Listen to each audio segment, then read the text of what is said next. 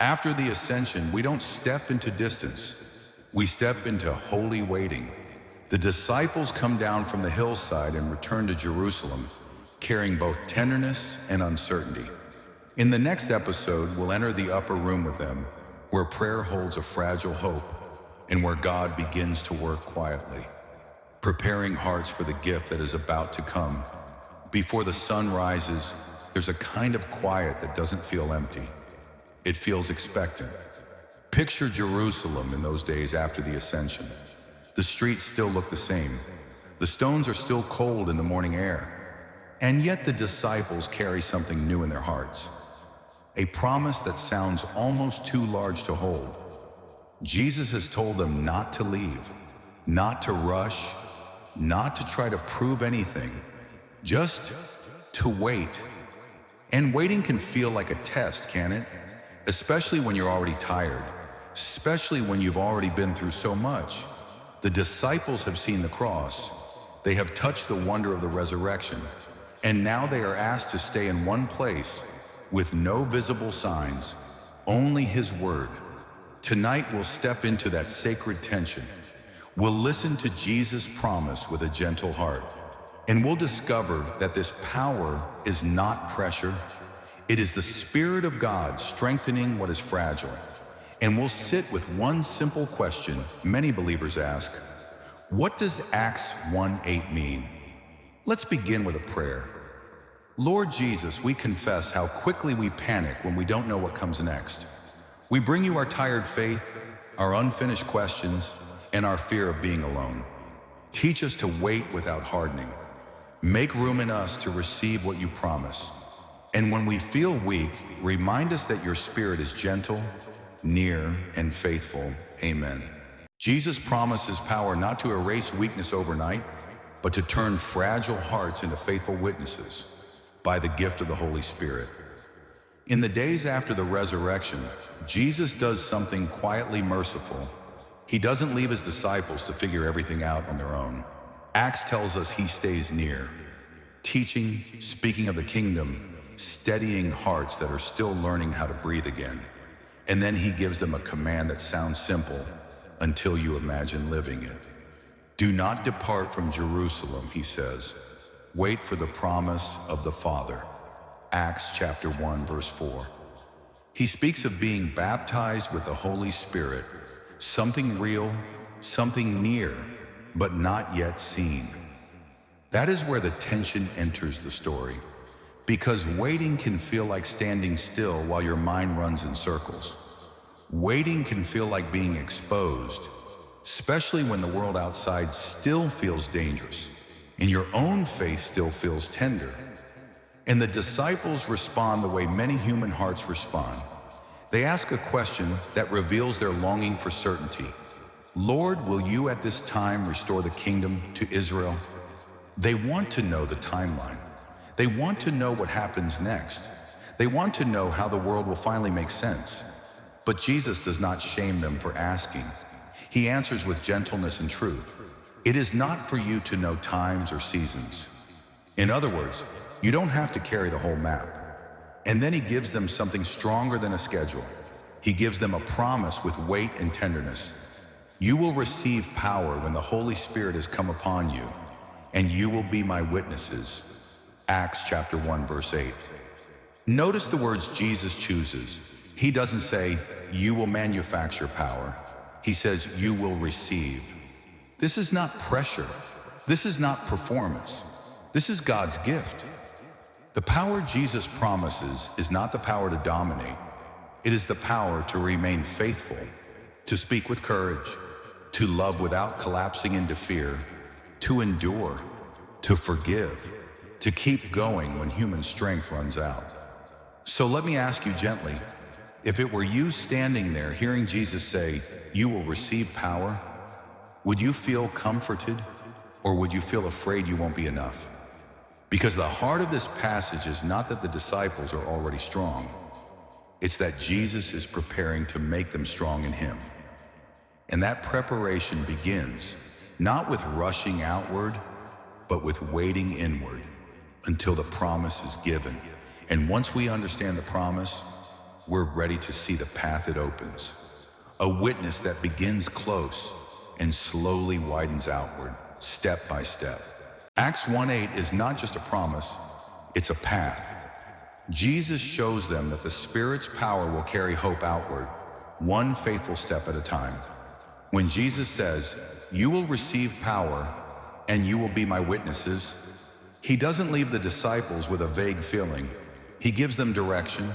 He names the road ahead in widening circles: Jerusalem, Judea, and Samaria, and to the ends of the earth.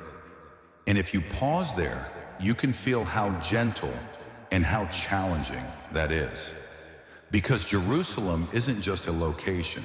Jerusalem is the place where everything hurt, the city where Jesus was rejected, the streets where fear once scattered them, the memories that still sting. So when Jesus says the witness begins there, it's as if he's saying, you don't get to skip the hard place, but you also don't go back alone.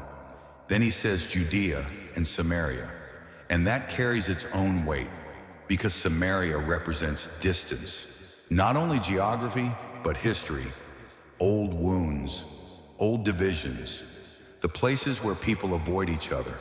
And now the Spirit will send them across those lines, not with arguments, but with a new kind of love, a love brave enough to cross what used to feel impossible. And finally, Jesus says, to the ends of the earth, the unknown, the places they've never seen, the future too large to imagine.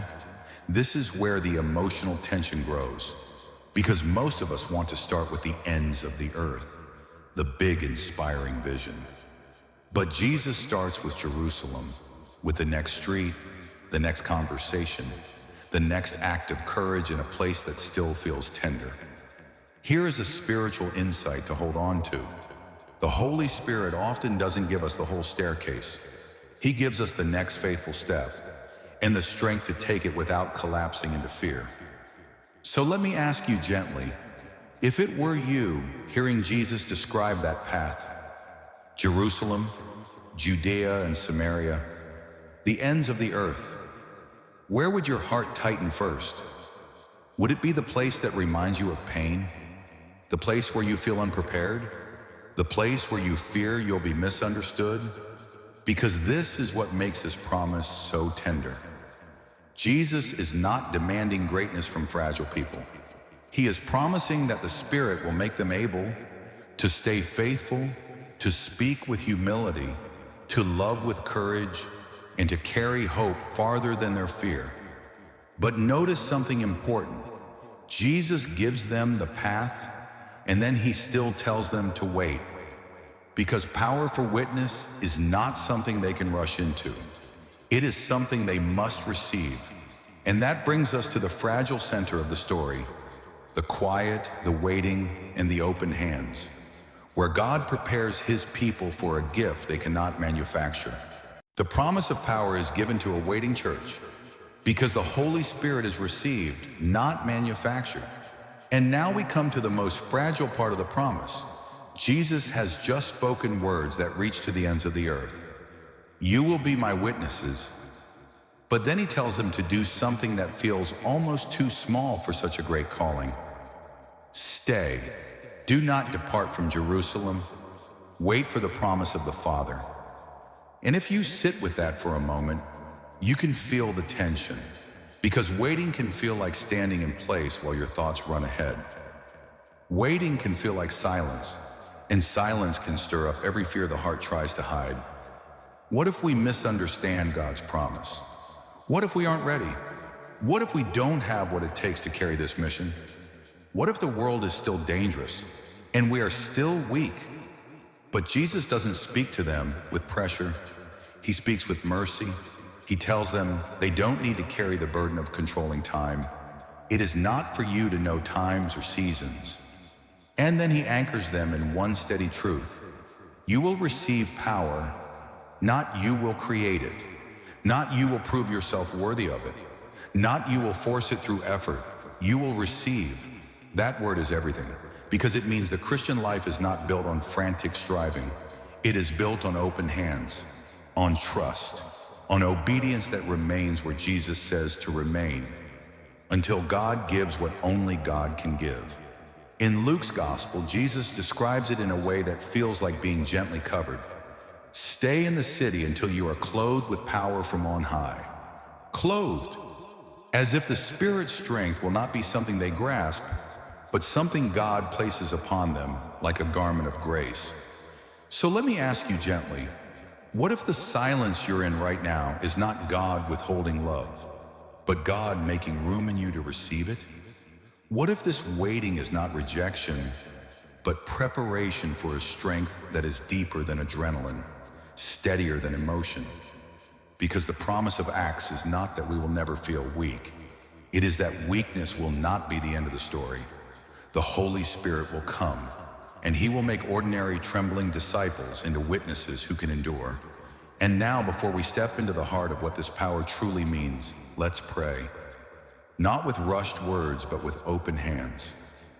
Lord Jesus, we bring you the places where we feel unready. Our fear, our hesitation, our desire to control what comes next. Teach us to wait where you have told us to wait without hardening our hearts. Make room in us to receive your Holy Spirit. Clothe us with courage that is gentle, love that is steady, and faith that can endure. Let your promise become our peace. Amen. And with that prayer resting in us, we're ready to see the promise as it truly is. Not pressure to perform, but mercy that strengthens the weak.